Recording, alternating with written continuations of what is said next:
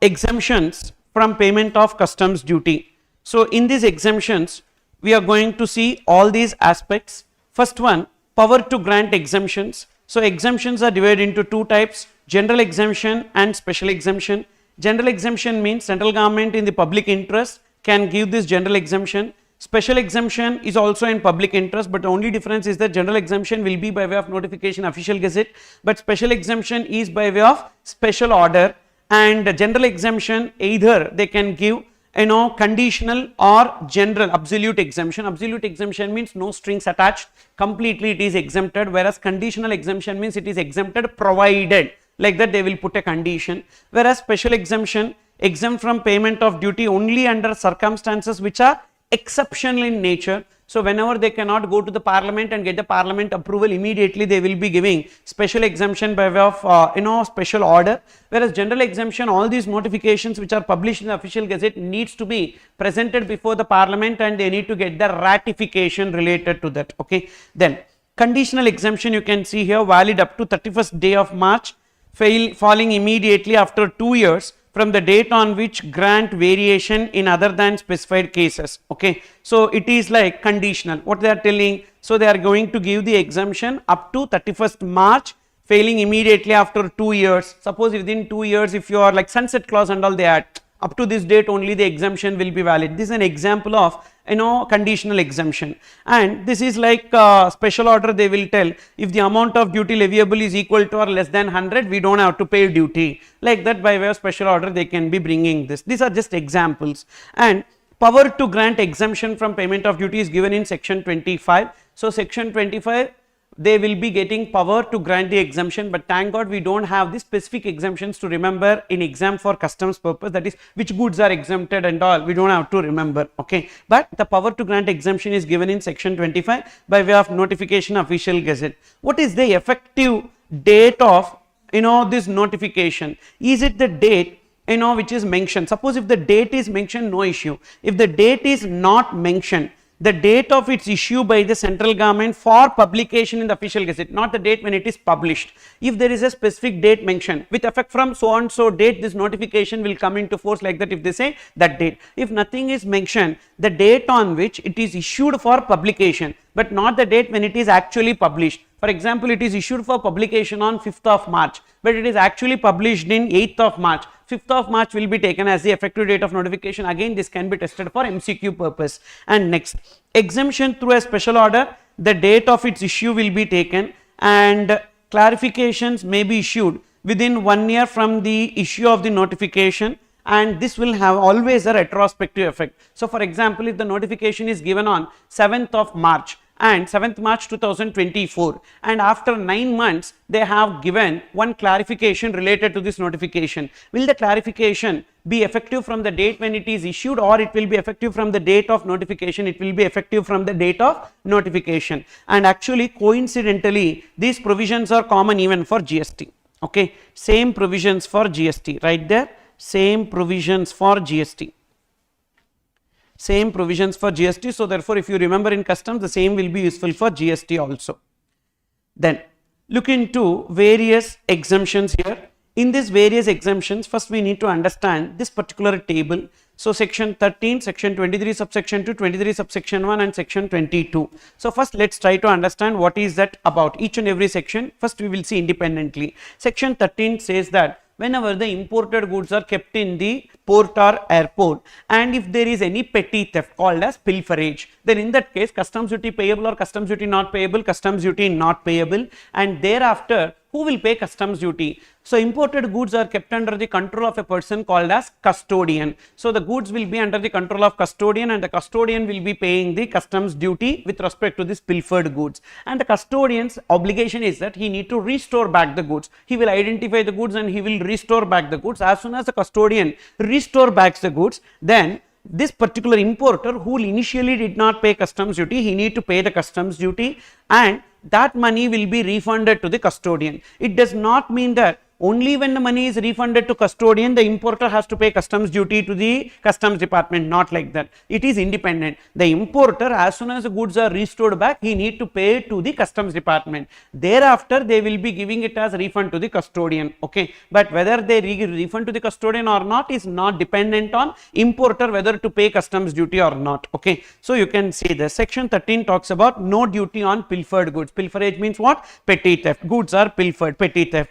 And customs duty payable or not at all payable? Customs duty not at all payable, but it is payable by the custodian. Importer will not pay. And remarks, what will happen if the goods are restored? Customs duty is payable by the importer. Whether it is applicable in case of warehoused goods? No, it is not applicable for warehoused goods. Means at which stage this pilferage should have happened? This pilferage should have happened before order for clearance. You can see the previous page. As soon as the goods are unloaded in the port or airport, an order for clearance will be made, and thereafter either it will be cleared for home consumption or cleared for warehouse, and thereafter from there it will be cleared from warehouse for home consumption. So before the order for clearance, if there is any pilferage, so then definitely customs duty is not payable. So the pilferage should have happened before order for clearance. What if before unloading itself the goods are pilfered? First of all, there is no levy. So you keep this in mind. There is one very important case, that is Mangalore Refineries Limited case. In this case, what has happened? They have brought some fuel and the crude oil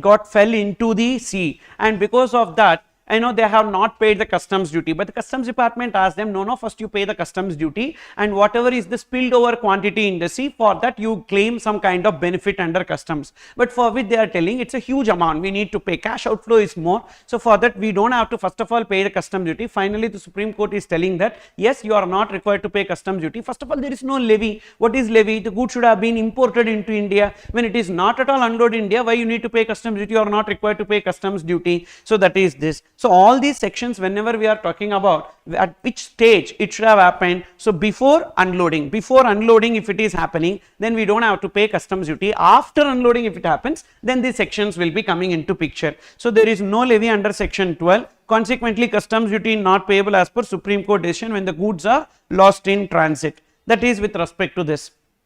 Then next, here you can see second, that's why so pilferage is not applicable in case of warehoused goods. Section 23 subsection 2 we will see later. Go to section 22, the next section, immediately next section after section 13 is 22. So for the section that we have seen is 12, 15, 16. 12 is levy and 15 talks about relevant date for rate of duty in case of import, 16 relevant date for rate of duty in case of export, section 13 is about the pilferage, section 22 abatement. All the sections I have given at the end of this book, and you can see the page number references also. So therefore, section numbers, try to revise it once. Say for example, you are sitting idle and mind is not working. At the time, just close that information and see what are all those section numbers. At least that way you do, because many people will tell that writing section numbers is not important, etc. and all. Maybe they would not have studied properly in their CA final exam, and because of it they will tell like that, because all those people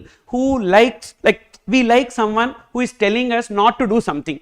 Actually we like that, but if someone is telling do like this, etc. and all, we feel that they are boomer and we should not listen to them, etc. But listen to me, even though I am a boomer, so it is for the sake of your exam. That is, section numbers you have to write, and wherever possible you need to exhibit that. Ensure one thing, your paper should stand out. I don't know what you can do for that. Your paper should stand out. So which others are not doing, you should definitely do. Got it? Say this. Section 22 talks about abatement. Abatement is applicable in case when the goods are damaged or deteriorated. Damage refers to the physical damage. Deterioration refers to reduction in the quality. So maybe because of many reasons, so effects of time or because of some other reason. So deterioration means there is a reduction in the quality, or even evaporation, that is also coming under deterioration. Evaporation case also can be classified there, but damage means literally a physical damage to the goods. But generally, all these things section 13, 23, 21, etc. and all should be after unloading. But this can happen even before unloading also, because see, when the damage or deterioration happens, but the goods are really unloaded. But if the goods are destroyed, the goods cannot be unloaded. But if damage happens also, goods can be unloaded. If deterioration happens also, goods can be unloaded, means there is a levy. So therefore, even if the damage or deterioration happens before unloading also, this section will be coming into picture. And what is the benefit? Customs duty payable at discount in proportion to the value of damaged goods. So therefore, we need to see how much is the value of the goods before damage, and based on that we need to pay the customs duty accordingly. For example, say the goods are imported, that is before damage.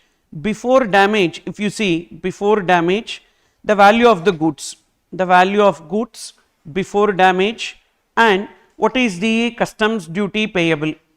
What is the customs duty payable? Before damage, the value of the goods is say 15 lakhs. 15 lakhs is the value of goods before damage, and customs duty payable is somewhere like 3,84,000. Now, after damage, what happened to the goods you need to check.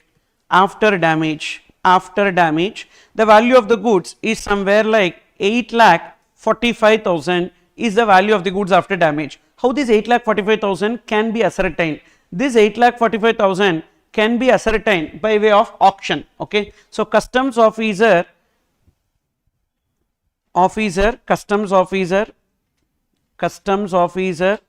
shall carry out auction, shall conduct auction and determine this particular 8,45,000. For this 8,45,000, how much is the proportionate customs duty payable we need to check. Accordingly, we need to take 8,45,000 into 3,84,000 divided by 15 lakhs. So this will be the proportionate customs duty payable. 8,45,000 divided by 15 lakhs into 3,84,000. So that will come to 2,16,320. So rounded off, okay, 319.99, 320. This will be the customs duty payable. So there are two questions in exam. Two questions could come, you should be careful. So what is the customs duty payable?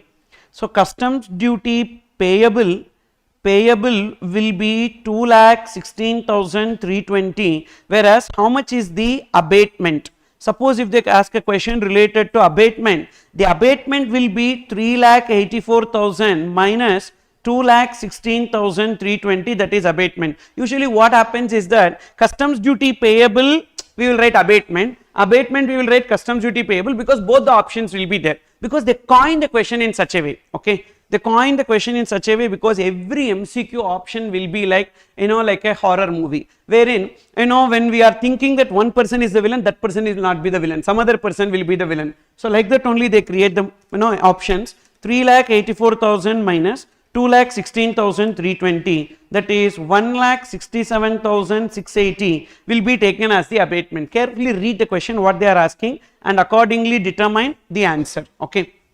Then retrospective means it should be applicable from the original date of issue, right? Yes, correct. So that is the clarification whatever we have discussed. Retrospective means the date on which the notification was given, from that date it will be applicable.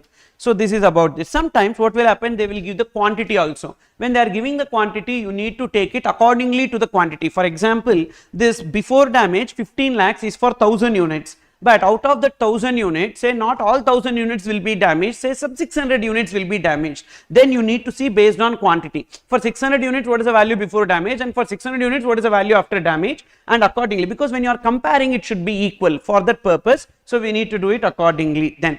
So that is this particular case. Customs duty payable. Don't worry, this particular whatever I am writing etc and all, I will be sharing with you. It will be there in that YouTube video itself in the description. So even if you are not writing, don't worry, it will be there. Okay, so it's not about writing, it's about the understanding. You already wrote many things, lot of pages and pages you have, but it's all about now understanding, because we are at the final leg of our journey. Okay, and you will get sleep, definitely you will get sleep. After some time you will definitely get sleep, but what you should do is that you should control, because in 4 days you are going to complete one subject. So then you have to control everything and we need to listen. Okay, then say this: customs duty payable equals to value after damage into original customs duty by value before damage, whether applicable in case of warehoused goods. In case of damage, yes. So even if the physical damage or damage happens in the warehouse also, they are going to give the benefit, whereas deterioration should be only before unloading the goods. Because see, if the deterioration happens after unloading the goods, what will be the case? Don't worry, we have a section called as volatility of the goods. So it does not mean that we will not get the benefit at all. We will get the benefit, but not under this section. So if the deterioration happens, okay, you can see there, you can just keep this page and you can see there warehousing provisions. In the warehousing provisions, you can find, so volatility of goods, we have a section, that is section 70 with respect to volatility of the goods, that is in page number 270. In case of volatile goods, customs duty not payable on quantity lost on account of evaporation or other natural causes. So therefore, if the deterioration happens before unloading or at the time of unloading, they are giving the benefit under section 22. If it happens after unloading, that is in the warehouse, after unloading and warehouse, in that case we have the benefit under section 70. But the problem is after unloading and before taking it to warehouse, some stage will be there, na? There if we have any problem, that is not covered. The moment it is deposited in the warehouse, we are getting, okay. But practically what they do is that as soon as it is unloaded, they will take to the warehouse and they will tell that deterioration happened in the warehouse and they will claim this benefit under section 70, okay. So that is with respect to this. So you can give the reference there. In case of warehoused goods, it is section 70 that will be applicable, that is for volatile goods, okay. So here, if it is warehoused goods, in case of warehoused goods, what will happen? Section 70 for volatile goods, okay. So section 70 for volatile goods in warehouse, that is the cross reference here. Then next it comes to section 23 subsection 1. Section 23 subsection 1 talks about remission of duty. Remission of duty means first we will pay the duty and thereafter we will get the refund. What is the reason for which we get remission? Goods are lost, destroyed or abandoned. So goods are lost, okay, destroyed, okay. What is this abandoned? Abandoned means, you know, the goods are missing completely. So that is already covered under petty theft. This is petty, this is completely one container itself is missing. I don't know what has happened, okay. Maybe KGF, yeah, should have taken the container and went somewhere. So the container itself is missing. So what is the benefit in that case? Whether we need to pay the customs duty, first pay the customs duty, prove the officers that the goods are destroyed and then get the refund. And whether it is applicable in case of warehoused goods, yes, even if the loss happened, that is lost or destroyed. And here when I say destroyed, it can be any kind of destruction, fire accident or something else also, natural calamities, everything is covered over there, okay. But even warehouse goods also, if it is lost or destroyed, we will get the benefit under 23 subsection 1. Then section 23 subsection 2 refers to relinquishment of title to the goods. Relinquishment means what? Leaving away the title. But remember, relinquishment is not possible with respect to prohibited goods. Prohibited goods like say for example cocaine, weed, etc. we imported, and if later on they identified that these are prohibited, you cannot say I will relinquish the title, sir, so therefore I don't have to pay anything. No, you have to pay everything and you need to face the consequences also. So this section is not applicable in case of prohibited goods. Relinquishment not possible in case of prohibited goods. And in case of relinquishment of goods, so goods are not conforming to the specifications, then we will relinquish the title. Whether we need to pay customs duty or we don't have to pay customs duty, we don't have to pay customs duty in case of relinquishment. Whether relinquishment is applicable in case of warehoused goods, no. But for warehoused goods, we have another relinquishment, that is proviso to section 68. Relinquishment will come in total 3 places. Number 1, first place is this section 23 subsection 2, that is after unloading and before order for clearance. After unloading, before order for clearance, if you need to relinquish the title, that is section 23 subsection 2. Suppose you have taken it to the warehouse, and in the warehouse, suppose if there is any, like goods are not according to the specifications, it is like you will open the box and see only in warehouse until that point of time. Suppose after, that is before order for clearance itself, if you open the box and see, sir, is it possible to see that? Yes. For that we need to request for examination. When we request for examination to the officer, officer will permit us to do the examination of the goods. When we open and see that the goods are defective, we can say that I don't want the goods, I will be doing relinquishment of title under 23 subsection 2. But sometimes what will happen, we will file normal bill of entry, into bond bill of entry for warehousing, and we take it to the warehouse. In the warehouse we open and see, and we will come to know that the goods are not according to to the specifications. Now in that case also, can we relinquish the title? Yes, we can relinquish the title. That is given under proviso to section 68. Now thereafter what will happen? So we will not open there also, and we will file ex bond bill of entry. We will pay the customs duty. We will clear the goods to the importer's place. In the importer's place we will open and see, and we will come to know that the goods are not according to the specifications. Then in that case already we paid the customs duty. Section 26A, refund we can claim. Section 26A we can claim the refund. Three stages we have. This is first relinquishment of title.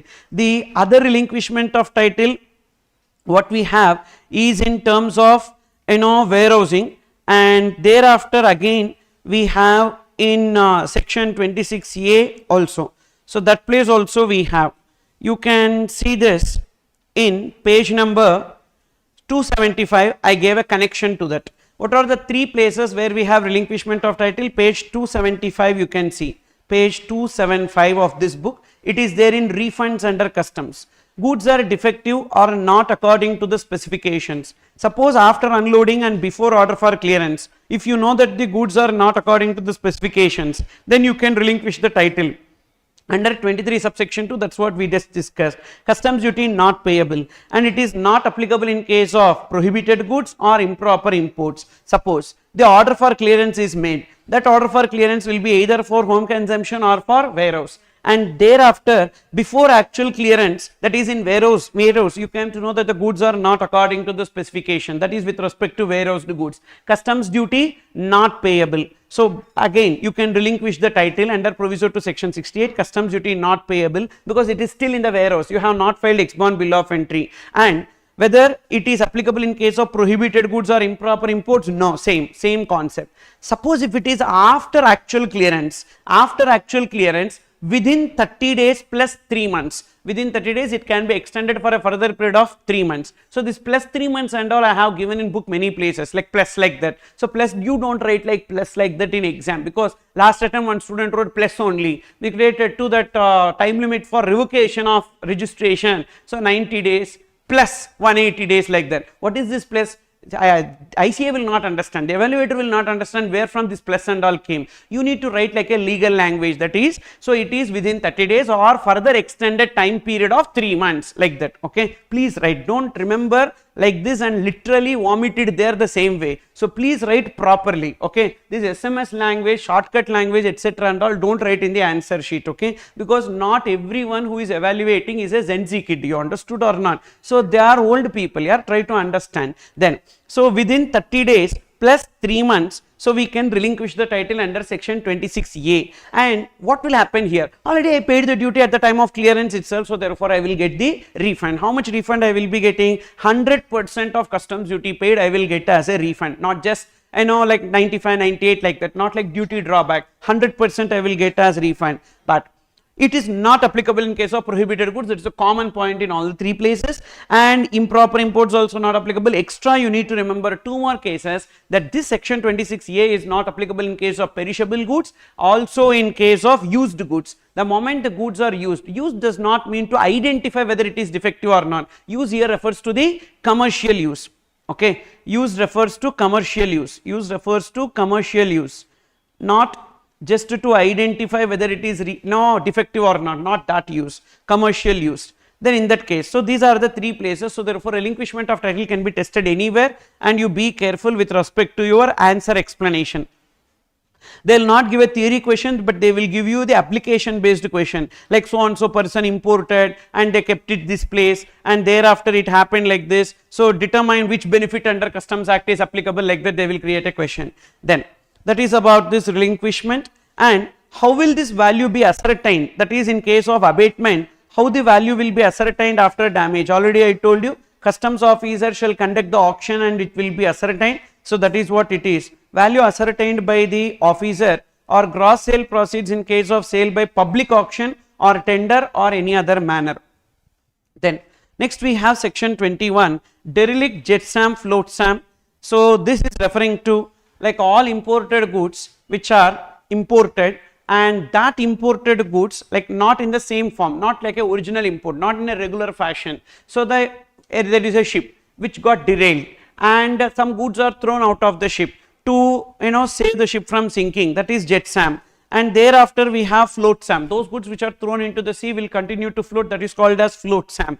And wreck refers to damaged parts of the ship. All these things, if any person is bringing into the shore, they need to pay customs duty as if those goods are imported into India, unless those goods are exempted from payment of customs duty. That is the section 21. So they have not tested the section 21 so far, so leave it.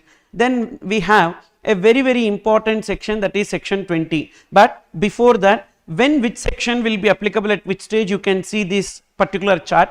Before unloading, if there is any goods which are lost in transit, we don't have levy, so no need to pay duty. And after unloading and before order for clearance, all the 4 sections will be applicable. If the goods are pilfered, go for section 13. If the goods, like not according to the specification, go for relinquishment. Even remission of duty under 23 subsection 1 and abatement under section 22 will be available at this stage. Okay, so all the 4 sections are available at this stage before order for clearance. Once the order for clearance is made and before actual clearance, so then in that case, if the goods are lost or destroyed, remission of duty. If the goods are damaged or deteriorated, abatement. Only 2 sections, means this section 23(1) and 23(1) and 22, these 2 sections are applicable only after order for clearance but before actual clearance. Before order for clearance and after unloading, so we will get both section 13 and 23 subsection 2 and 23(1) as well as 22. And here you need to remember one more point, only one section has got a special case wherein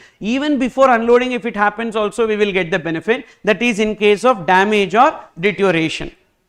Then section 20 we are discussing, that is concession with respect to re-importation of goods. So whenever we are re-importing the goods, like every time we import the goods, we need to pay customs duty. The goods may be going from India and it may be coming back, so then also we need to pay customs duty, that is as per section 20. However, there are 2 notifications. Through that notification, they have given some concessions, that is notification number 45 of 2017 and notification of 60 2018. These are the 2 notifications you need to keep in mind. So notification, so 45 of 2017. So what it starts? It starts with import. Okay, it starts with import. First it will be import and thereafter export and thereafter re-import. First you are importing. Are we paying the customs duty? Of course. Whenever we are importing, we pay the customs duty. Thereafter the goods are exported. So whether it is exported on payment of customs duty, no, it is not on payment of customs duty, but it is exported, and when we export, we got some kind of incentive. What is that incentive? Either something called as duty drawback. Duty drawback is an incentive under customs wherein if the imported goods are exported, so 98% or 95% of the customs duty paid on import we will get as a refund. So that is one incentive. Or under foreign trade policy we have some incentive, or under GST also we have some incentive. When the imported goods are exported, we will get the refund of IGST etc. and all. So either some kind of incentive we are claiming. So first we are importing, then we are exporting. When we export, some incentive is claimed. Now what happens? Again these goods are re-imported. When these goods are re-imported, whatever incentive we have claimed at the time of export, that much we need to pay, that is the customs duty payable on re-import. We don't have to pay full customs duty. For example, if the value of these goods is 100 lakhs, 200 lakhs, that much we don't have to pay. At the time of export, whatever incentive you claim, that much only you pay, that is sufficient. You don't have to pay the original customs duty applicable for these goods. But to get this benefit, is it a benefit or not? Of course it's a benefit, because we are not paying customs duty on full value, we are paying customs duty only on concessional value. But for that, what is the condition? Condition number 1, the time limit. What is the time limit? Actually the time limit is 3 years plus 2 years as per the notification, as per this notification. But ICI interpreted it as 5 years, they missed it. Okay, so but what should we do, sir? Take 5 years only. Take 5 years only for the purpose of exam. Please take 5 years. Kindly rectify this, whichever book you are following, kindly rectify this. It is not 3 years plus 2 years, it should be taken as 5 years. 5 years. And another condition is that it should be same goods and no change in the ownership. Then one more point also, you keep that in mind. Suppose if it is Bhutan, for Bhutan there is a special case, that is 7 years plus 3 years. And if it is under foreign trade policy, if it is under foreign trade policy, if the incentive is claimed under foreign trade policy, it is 1 year plus 1 year, but that point already there in the next page. Even if you are not writing that also, it is okay. That FTP you are not writing also, it is okay, but just the Bhutan point you write, because that FTP point already there in the next page. 2 corrections you need to do. One is that 3 years should be changed to 5 years, and plus 2 years, that is there, and Bhutan will be 7 years plus 3 years, okay, and this is about the time limit. Same goods and there should not be any change in the ownership. So what happens first? Import, pay normal customs duty. Export, you claim the incentive. Upon re-import, whatever incentive you claim, that much you will be paying. Got it? Second, what if it is exported for the, that is imported and exported? For what purpose it is exported? It is exported for carrying out the repairs. Then in that case, upon re-import, we need to pay fair value of repairs plus freight and insurance both the ways. So fair value does not mean the money actually that we pay, fair value. For example, if the machine is covered under warranty, we will not pay full money, so we will be paying only some reduced amount, etc. But we need to take the fair value, full value, how much ever, whether you pay or you don't pay, fair value should be taken. So fair value includes the material used in the repairs and the labor, service charges, everything, plus freight and insurance both the ways only should be taken, and that should be the value. Fair cost of repairs including material and labor, freight and insurance both ways. This is about this. What if you have imported, paid customs duty, at the time of export it is neither claimed incentive nor it is exported for repairs, and again it is re-imported, whether we need to pay any customs duty? No, we don't have to pay any customs duty, because that is a clarification which is given, which you can see in the next page, okay.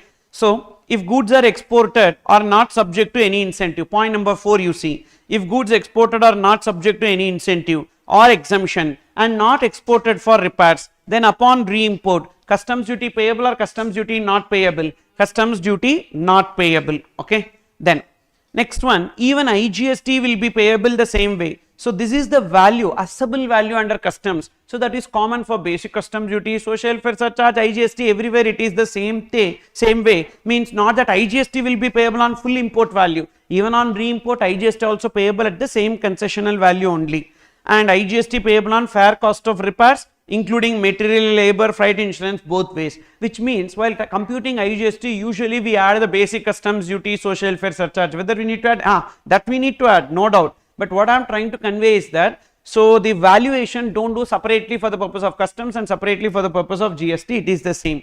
If export is subject to export duty, then what will happen? Say for example, I told you first case. What is the first case? Import, export, incentive claim, re-import, incentive pay.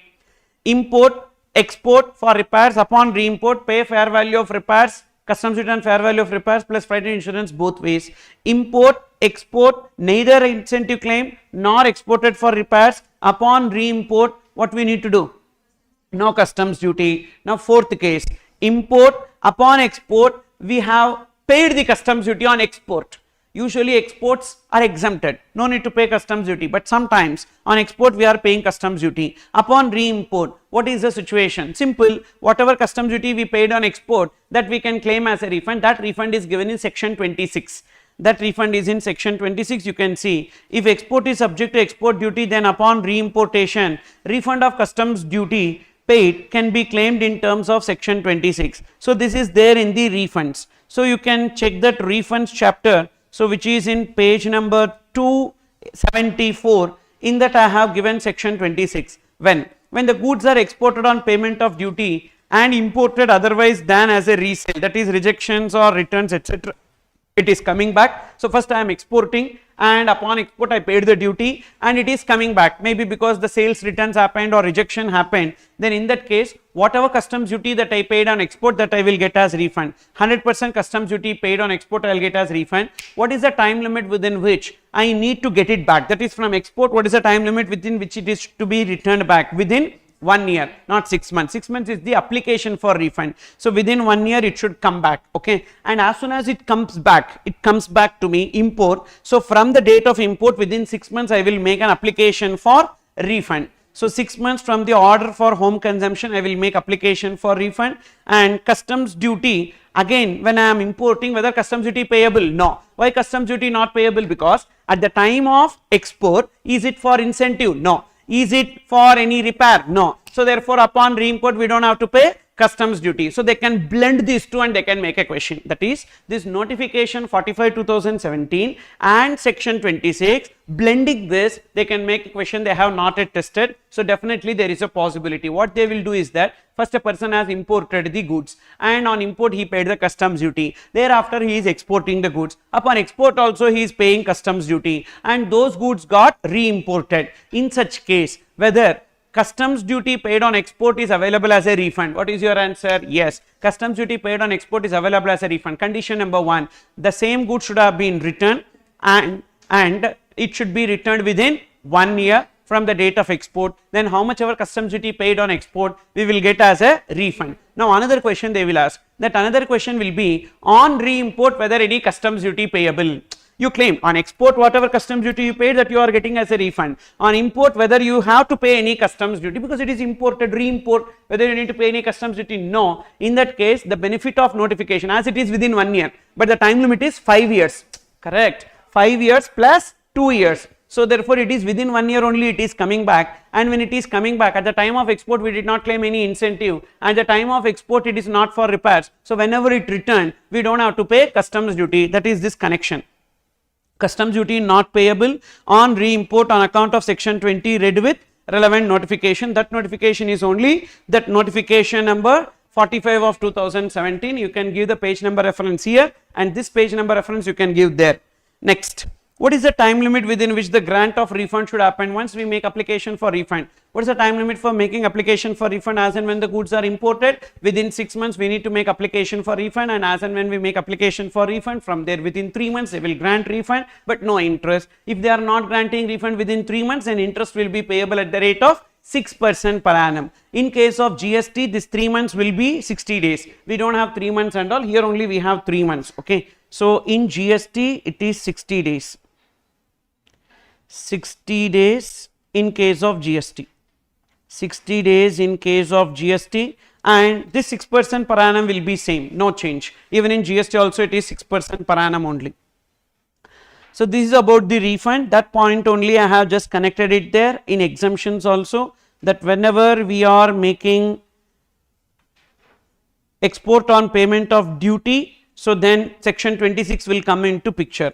Then if goods are exported under duty exemption schemes, so there are many duty exemption schemes, that is advance authorization, duty free import authorization, EPCG, etc. Upon re-importation, whatever IGST and compensation says, that will be payable, and time limit for re-import is 1 year plus 1 year. Okay, so same way, whatever concessions we are getting, the same concession we will get even in case of that also, but the time limit here is only 1 year plus 1 year.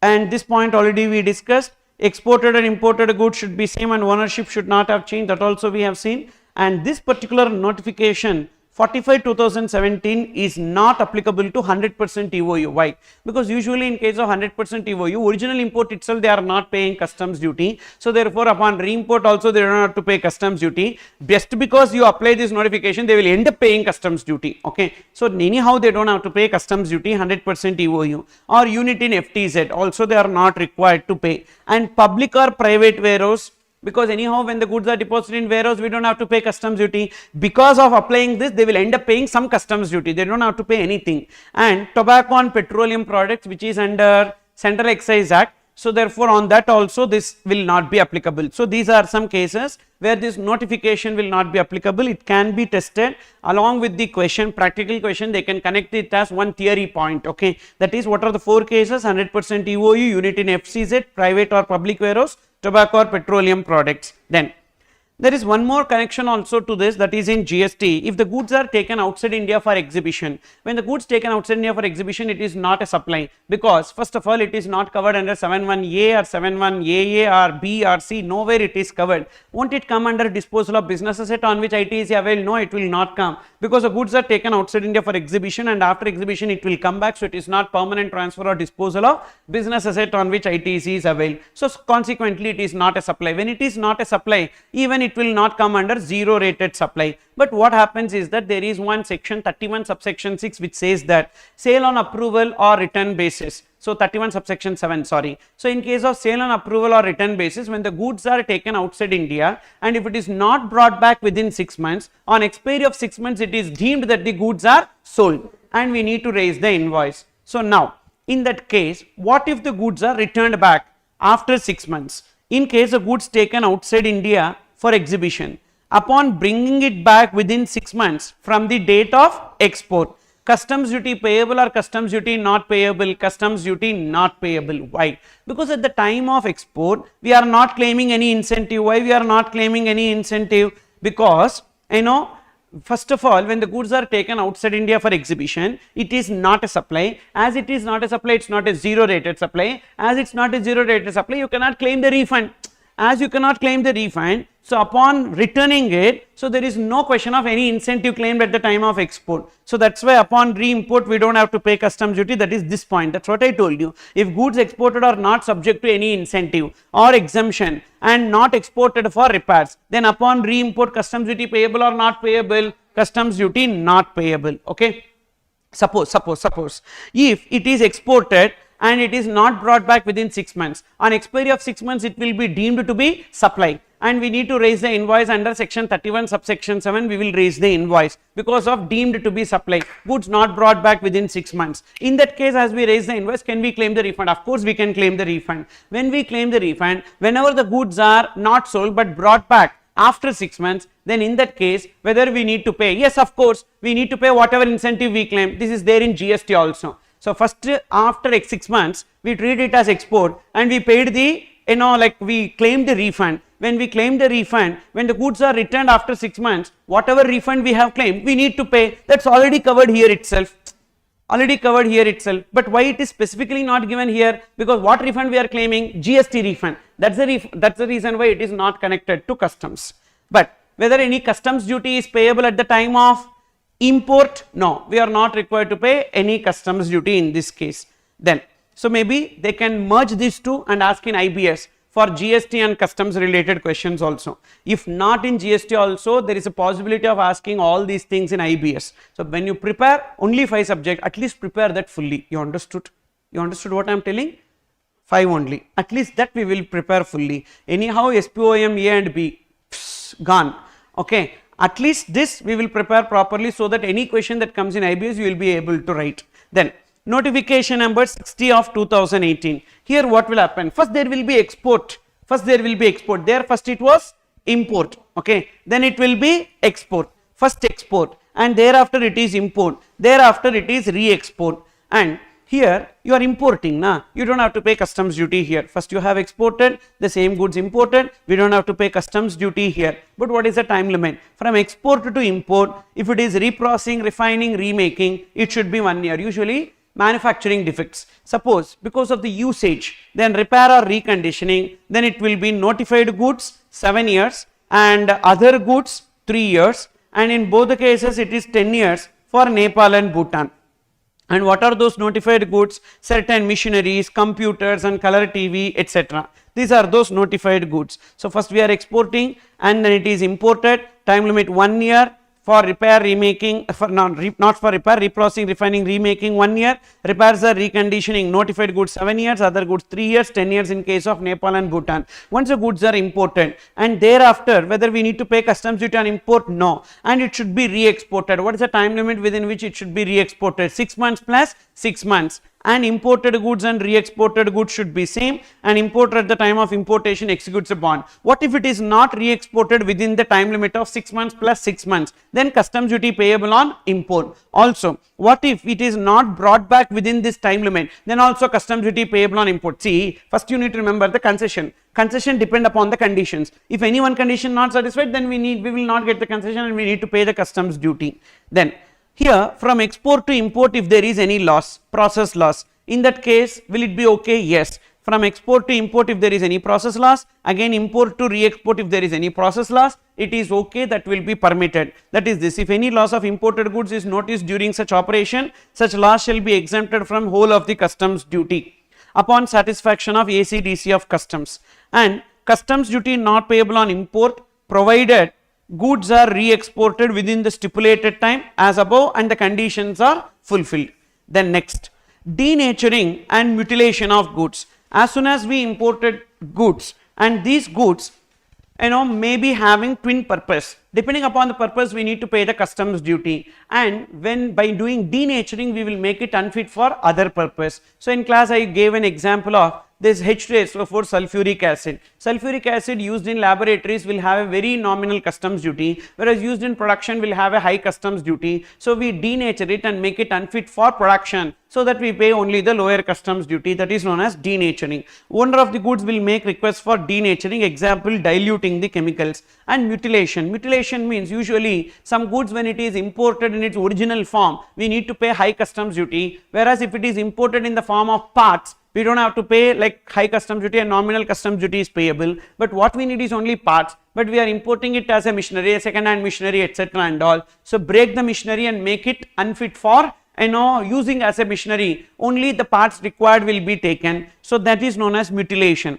So central government may make rules regarding the scheme, and duty is payable as if the goods are imported in denatured or mutilated condition or form. Okay, then next we have exemption with respect to imported goods for inward processing and exemption with respect to re-imported goods sent for outward processing. Section 25A and 25B is there, but unfortunately this 25A and 25B is yet to be notified. Okay, but it is there in the act, it is there in the study material. Maybe this can be tested in exam, because the person who is setting the paper don't know all these things. So whether it is there or not there, etc., it is there in study material means they will make a question out of that. So thereafter you cannot sit and cry, sir, it is not there, but how they can ask, etc. So no one is here ready to listen to all of us. So faculty is also waste, is of no use, not fit. Okay, ICI is supreme. So whatever they say, we need to listen to them. Okay, and for that reason only we will study this also.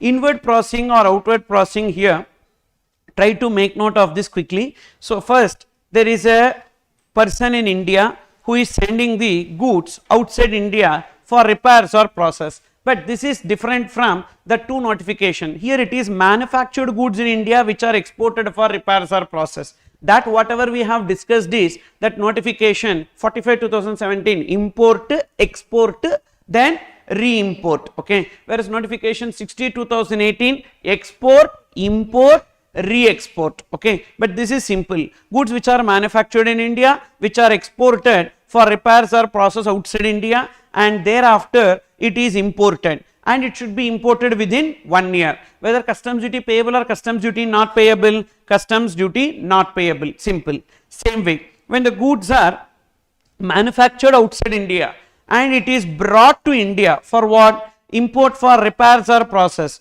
On this import, whether we need to pay any customs duty? No, we don't have to pay customs duty, but for what purpose it is brought to India? For carrying out repairs or process, and it will be exported and it should be done within 1 year. So then also we don't have to pay customs duty on this import. Both cases customs duty not payable on import, and both cases time limit is what? Only 1 year. And in both cases common condition is what that is it should be the same goods. Okay, that's what you can see here.